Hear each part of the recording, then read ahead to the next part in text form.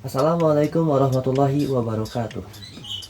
Halo teman-teman, kembali lagi dengan saya Najar Saiful di Jalan Pintas Bisa Bahasa Jepang. Setelah kita belajar huruf hiragana, katakanlah di video sebelumnya yang mungkin cukup panjang ya teman-teman. Di video kali ini, insya Allah kita akan baru mulai masuk ke pelajaran 1 atau bab 1 atau bahasa Jepangnya Dai Ikka. Buku yang akan kita gunakan adalah buku Minano Nihongo 1. Udah gak sabar kan? Maka dari itu, tonton video ini sampai beres.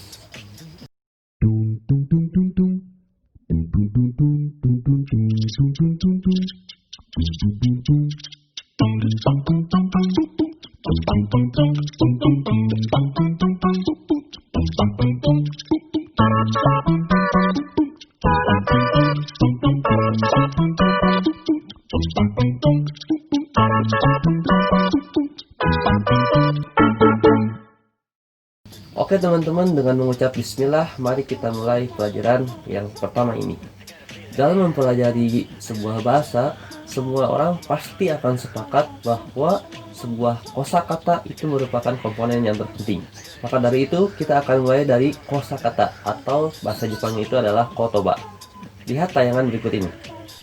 Dai ikka, kotoba, watashi, watashi tachi, anata, ano hito, ano kata, minasan, san, chan, kun, jin, sensei, kyoushi, 学生、会社員、社員、銀行員、医者、研究者、エンジニア、大学、病院、電気、誰、どなた、歳、何歳、おいくつ、はい、いいえ。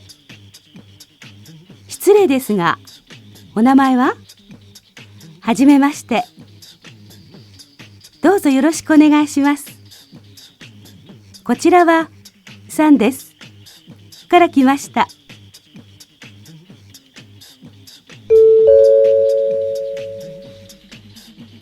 Nah teman-teman, itulah tadi kosakata yang akan kita gunakan di pelajaran satu ini. Insya Allah tidak akan keluar dari kosakata yang tadi ditayangkan.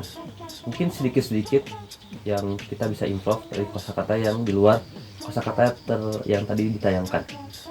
Nah setelah kosakata, kita akan belajar tentang pola kalimat yang tentunya ada di tayangan berikut ini.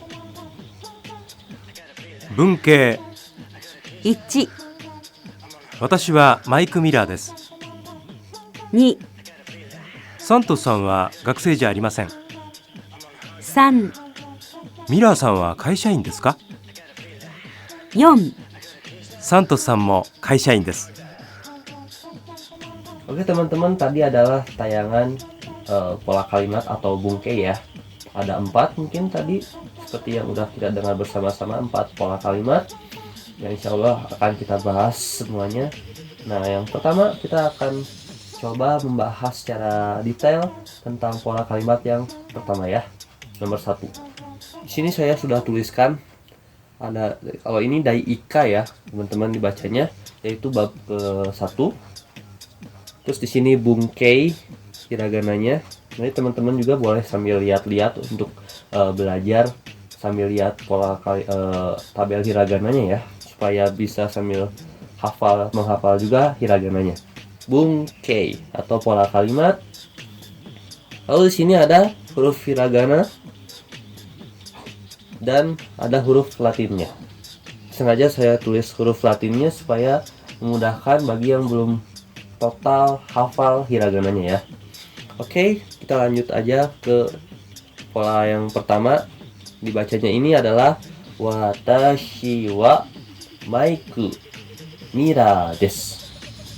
Watashi wa maiku mira desu. Di sini tulisan Latinnya watashi wa maiku mira desu. Untuk desu itu tidak dibacanya desu tapi des. Di sini ada huruf yang saya warnai hijau. Itu adalah rumusnya ya, rumus atau polanya. Jadi teman-teman nanti ketika mau memperkenalkan diri, tinggal ganti aja kata-kata yang berwarna hitam ini.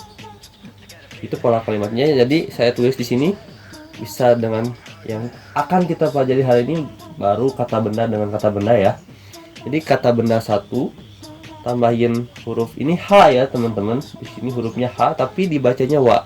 Di sini saya jelaskan juga huruf H dibaca wa karena ini sebuah partikel. Ya, di bahasa Jepang itu terdapat beberapa partikel ya, yang nanti seiring berjalannya waktu kita akan gunakan secara bertahap, tidak akan semuanya karena cukup banyak ya partikel tersebut.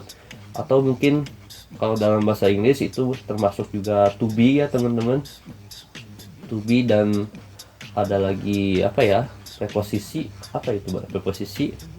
Jadi di bahasa Jepang itu ada partikel seperti itu. Nah, nanti teman di sini ada watashi wa maiku mira desu. Kalau misalkan saya contohkan dengan nama saya menjadi watashi wa najaru saepuru desu. Seperti itu. Yang artinya adalah saya adalah Najar Saipul. Jadi wa di sini juga bisa diartikan sebagai adalah atau to be. Jadi teman-teman nanti coba latihan dengan menggunakan kosakata yang tadi sudah saya tayangkan ya. Kosakatanya itu dulu aja supaya kita nanti hafal kosakata tersebut. Jadi jangan sampai kosakatanya kemana-mana gitu, supaya nanti terarah dan teratur belajarnya dan menghafal gitu ya, hafal kosakata per bab seperti itu. Bisa nanti dibolak-balik. Ini bisa nggak dibalik-balik kumirawa watashi desu? Ya bisa, tergantung kita itu akan menekankan apanya dulu. Mike Mirror itu saya, jadi seperti itu mungkin jadi artinya ya. Ini artinya saya adalah Mike Mira, seperti itu. Jadi wa di sini bisa diartikan dia penanda subjek atau apa ya namanya, kata utama ya, penanda subjek ya teman-teman, itu wa. Oke teman-teman, selanjutnya adalah pola yang kedua ya, seperti yang udah kita dengarkan barusan. Yang kedua itu adalah Santosu sanwa gakusei ja arimasen. Santosu sanwa gakusei ja arimasen. Nah, di sini kita mulai mengetahui ada ja arimasen.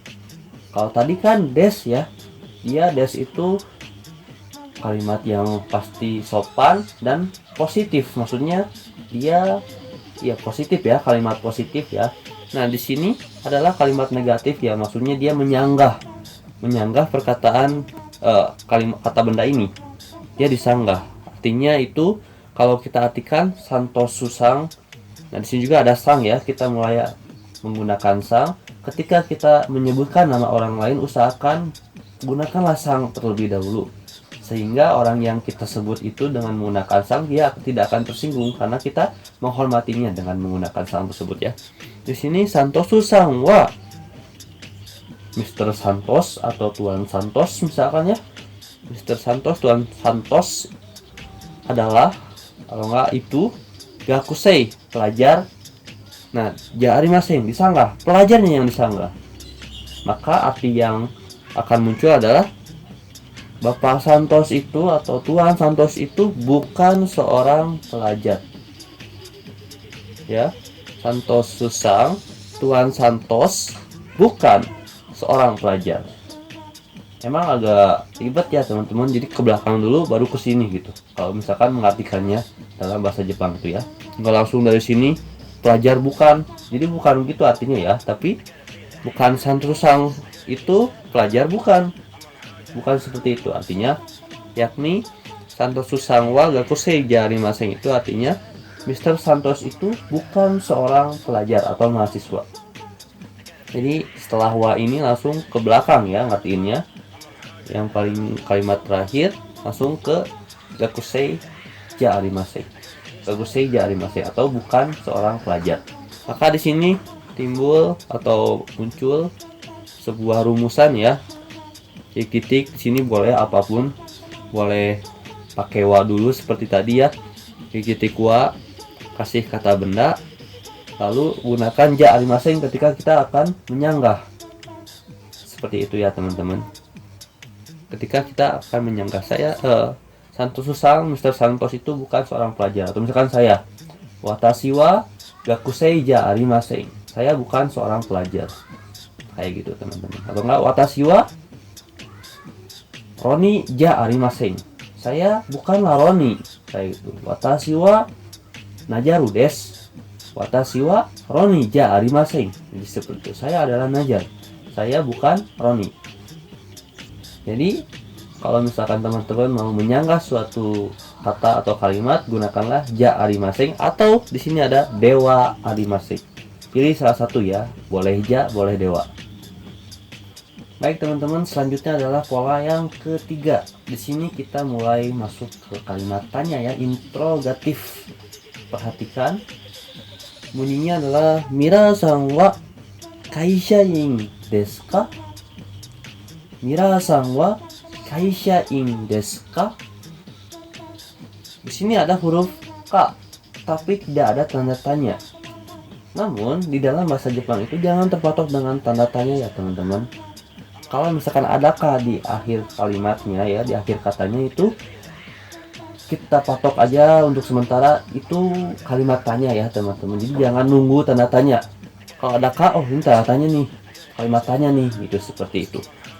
Polanya hampir sama dengan kalimat positif tadi ya, yang nomor 1 ya, Mira-san wa kaishain desu. Kalau nggak ada ka-nya itu jadi kalimat pernyataan lempeng. Tapi kalau misalnya ada ka, orang ini berarti bertanya, Mira-san wa kaishain desu, apakah Tuan Miller atau Mira, Tuan Mira itu adalah seorang karyawan perusahaan. Jadi seperti itu, ada dia kalimatannya yang mengkonfirmasi ya, karena dia sebutkan lagi. Dia tidak menggunakan kalimatannya kayak apa, di mana dan sebagainya. Maka kalimatannya ini adalah mengkonfirmasi apakah dia itu adalah ini, seperti itu. Maka dia itu adalah seorang karyawan perusahaan, seperti itu. Nah, di bawah saya tulis juga rumusnya ya, kata benda 1 tambah wa pastinya, tambah kata benda 2 tambah deska. Atau tidak perlu wa juga, langsung kata bendanya. Langsung ketika kita langsung ngobrol dengan orang, dengan pasangan lawan bicara kita, langsung menggunakan kaishain desu ka juga bisa. Atau misalkan genki desu ka ya, mungkin kita sering dengar genki itu sehat.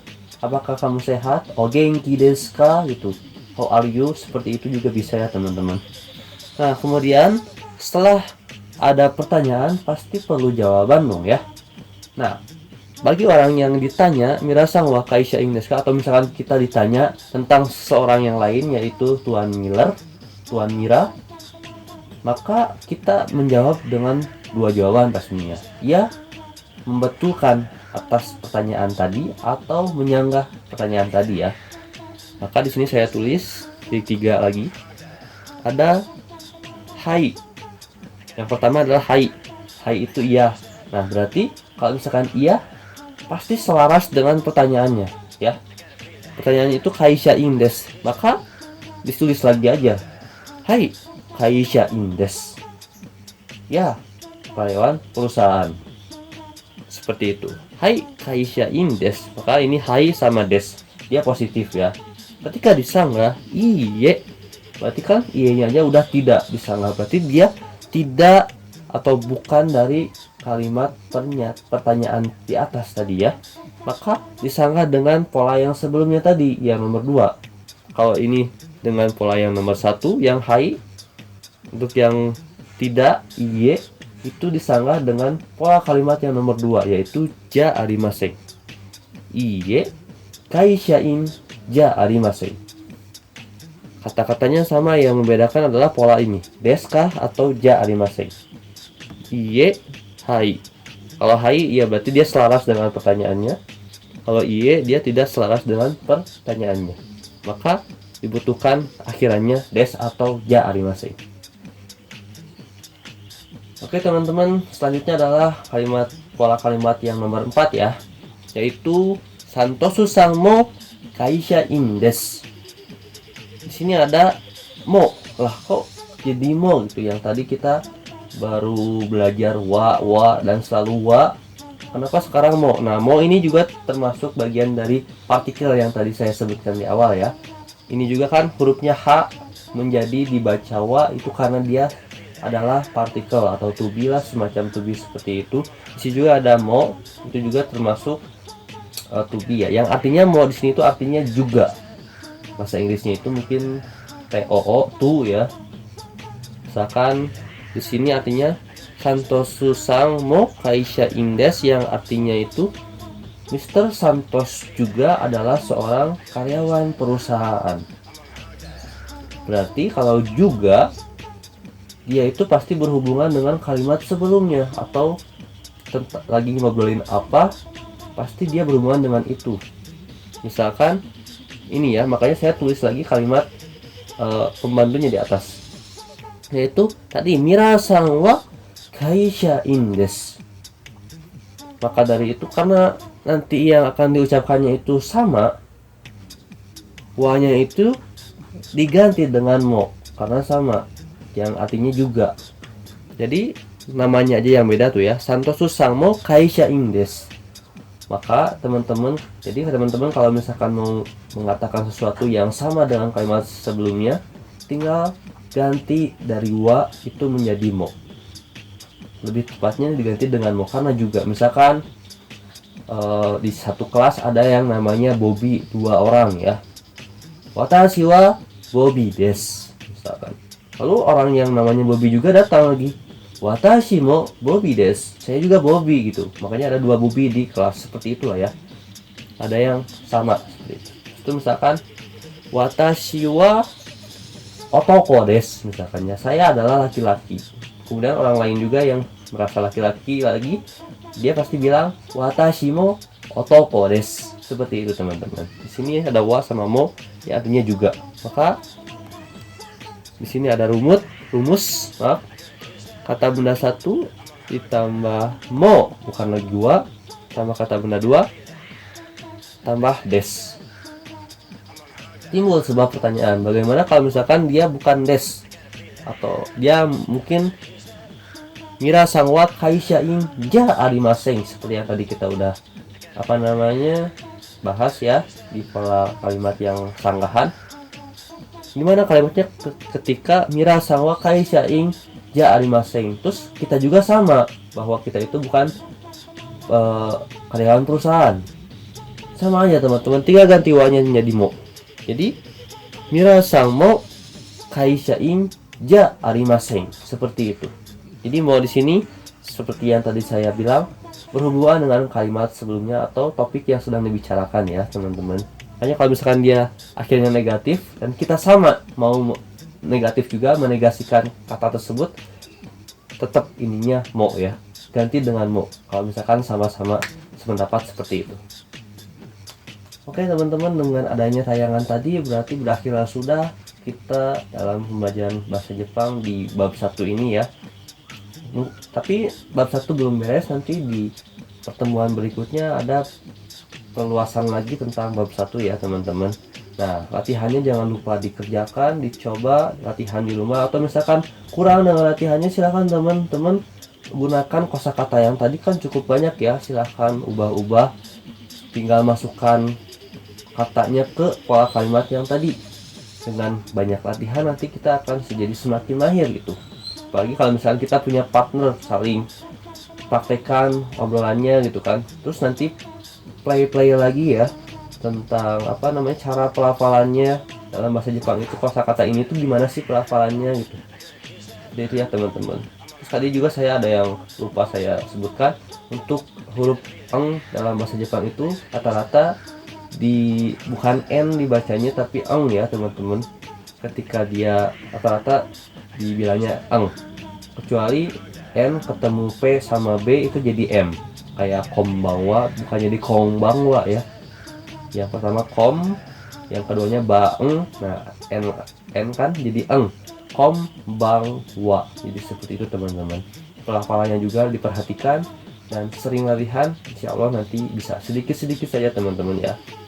Oke, di akhir juga nanti saya akan rangkum tentang catatan pola kalimat yang telah kita pelajari di hari ini ya. Mudah-mudahan bisa membantu teman-teman juga. Nanti silakan lihat sambil lihat lagi, bikin contoh kalimat, praktekkan sehari-hari gitu kan. Diulang, nanti juga akan menjadi terbiasa dan hafal insya Allah. Oke teman-teman, jika merasa video ini bermanfaat, jangan lupa like, comment, and subscribe, dan share juga ke teman-teman yang lain supaya teman-teman yang lain juga bisa merasakan manfaatnya. Oke, terima kasih karena sudah menyaksikan sampai beres. Mudah-mudahan bermanfaat. See you in the next video.